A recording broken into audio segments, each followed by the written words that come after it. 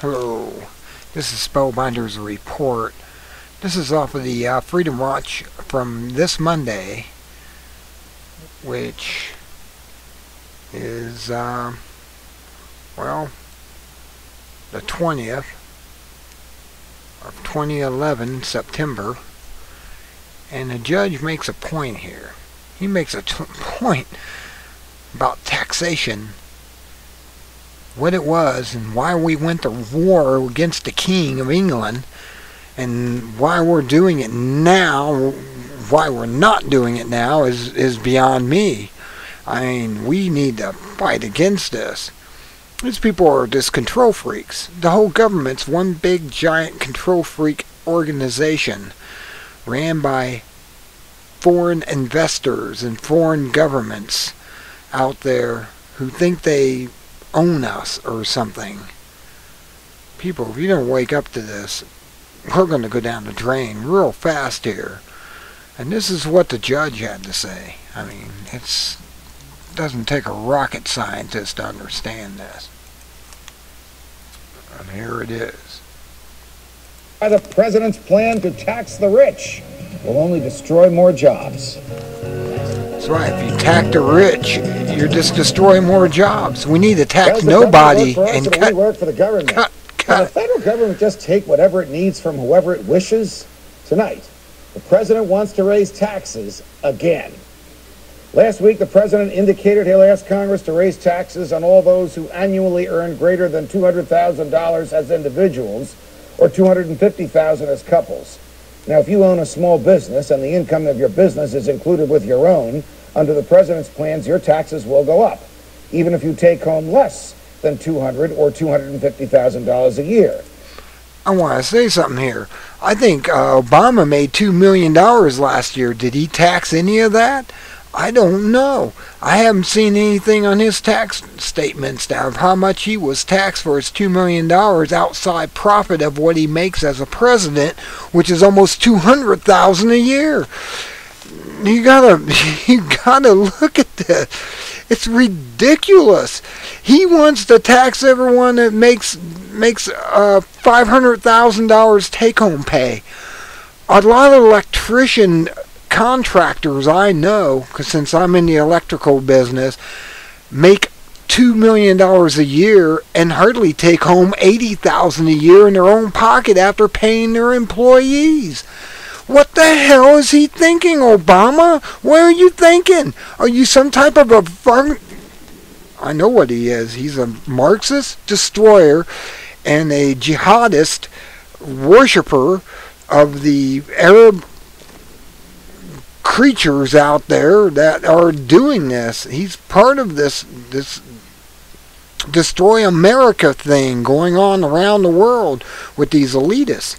They want to bring everyone else like us who want to have our own business. I mean, the small businessman, and I was saying I worked for small businessmen. These are small businessmen, contractors in electrical.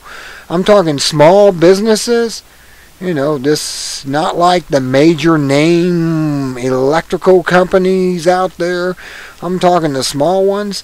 They're being screwed by this. I wonder they're not hiring people. I wonder they're not able to pay their employees what they're worth. And the government make the taxes they need. Because they're taxing everyone to death. This is madness. And it's absolute madness.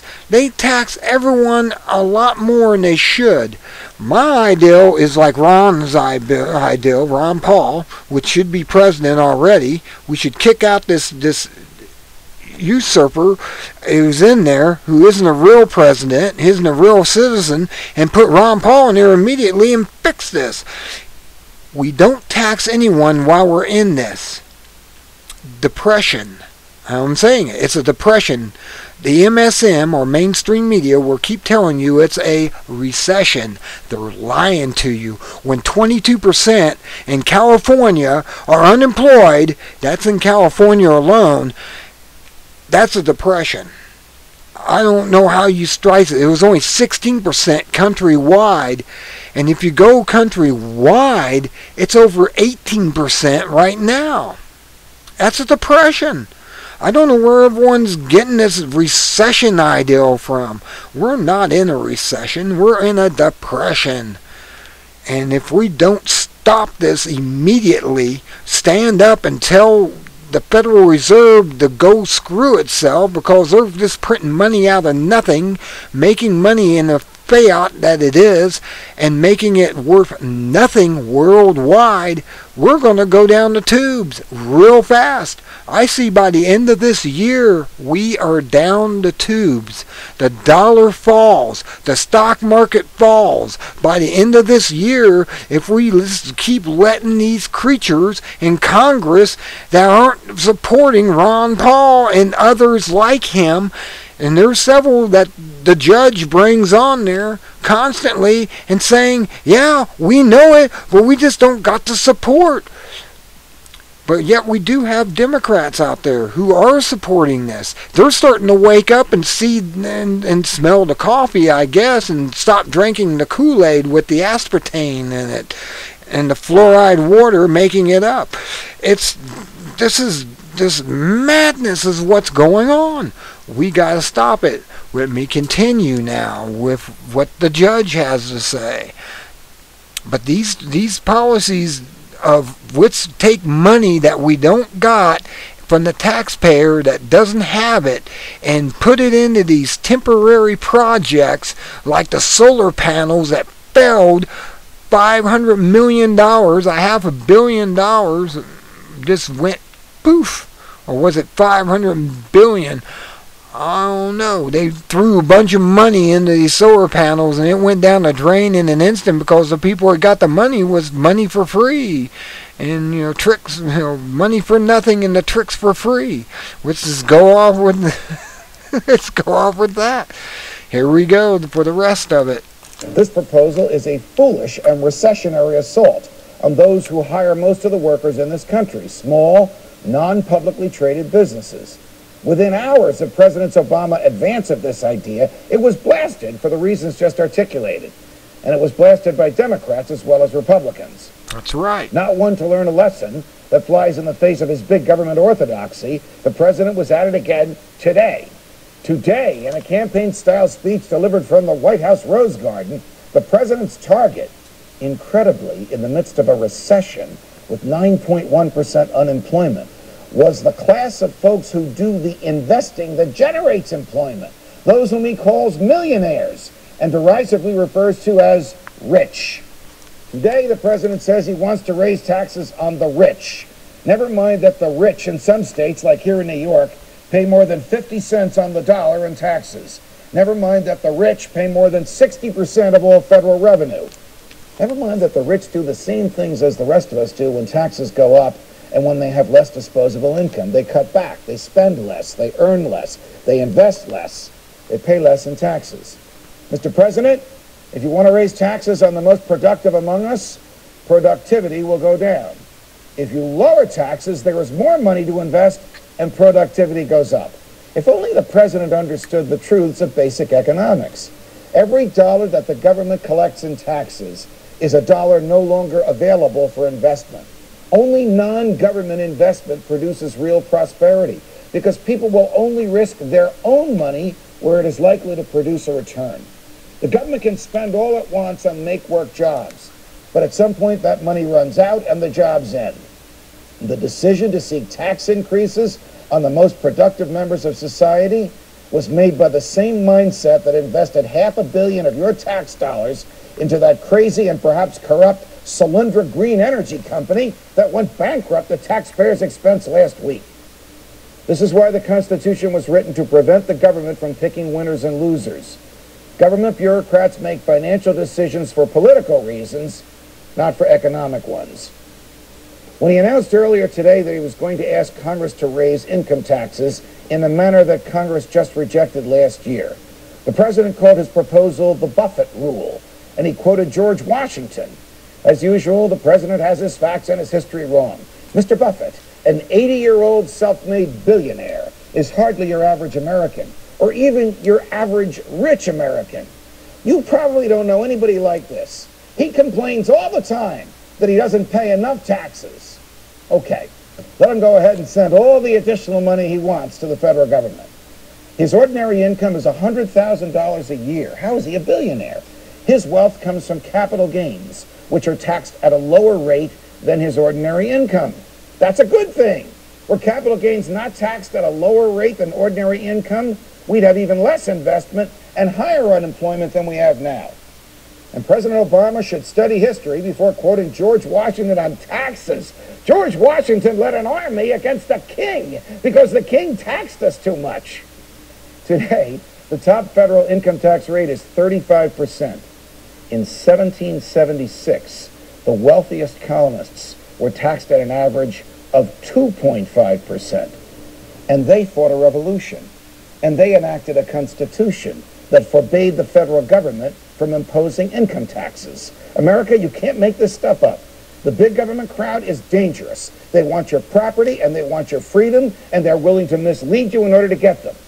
Don't let them get away with this. Tomorrow on Freedom Watch, that great defender of freedom, Professor Walter Williams, and that great defender of military spending. There you go. That's it. 2.5% to the richest back there in Washington's day. And the people paid less than 1%. Oh, but I forgot. Everything was based behind silver and gold. Oh, that's right. So let's just readjust that to today's standard of gold and silver without the fiat value behind this. The riches today are actually under gold without the fiat value of the paper money that goes away every 20 to 30 years. In the beginning of it would only been about 10% for the riches, 5% for the rest of us. Now, do you understand yet? If you don't understand that and understand what's going on, then you really are lost in knowing how we have been hoodwinked into paying all this money out that we don't owe, because the only reason the government's spending trillions is because there's nothing backing it, and they can just print it with the Federal Reserve out of thin air and spend it for the war machine, which we don't need all that war machine. They can cut $5 trillion just like that, instantly, quickly. If they just cut off these bases we have no conflicts with, and bring that money in. They can go ahead and play war over there in the Middle East with the Israelis and the rest of them, and just play war if they want to. But we don't need all this other money out there going around. I mean, if you want to really be afraid of something, we should be afraid of China, who probably has about 500,000 troops down there at Panama right now waiting to march up here and create a red dawn in our country because our borders are wide open down to the south. I mean, this just sounds like the New World Order coming up with their plan to bring America down to its knees and take us down to a nothing country. This was the plan for a long time. We were the most powerful country, and these other greedy little creatures in other countries, banksters, and families of thereof who own the bankster credits and money and everything. Should I name names? Rothschilds and now the Rockefellers, all involved in this. That's the main families. Those are the main ones. The Rothschilds are the ones that are actually after Gaddafi's country, Libya. Just do your research. All you have to do is do research. I don't know why people don't do research. All they do is listen to the mainstream media, which is all bought and paid for by the banksters. And they're only going to tell you what they want you to know. I keep telling you, they're just going to tell you what they want you to know, and you are not ever going to know what you should know unless you do your own homework. You deserve what you get. And that's exactly what you're going to get. If you don't do your homework and understand what's going on around you today, you are going to get exactly what you deserve. slavery and enslavement. You will be working for the big man for the rest of your life, and maybe in shackles soon. And they got these prisons being built by private industry. What for? So you don't work for anything. You just make widgets for them for free. Until next time, this is Spellbinder saying, wake up or be a slave. Good day.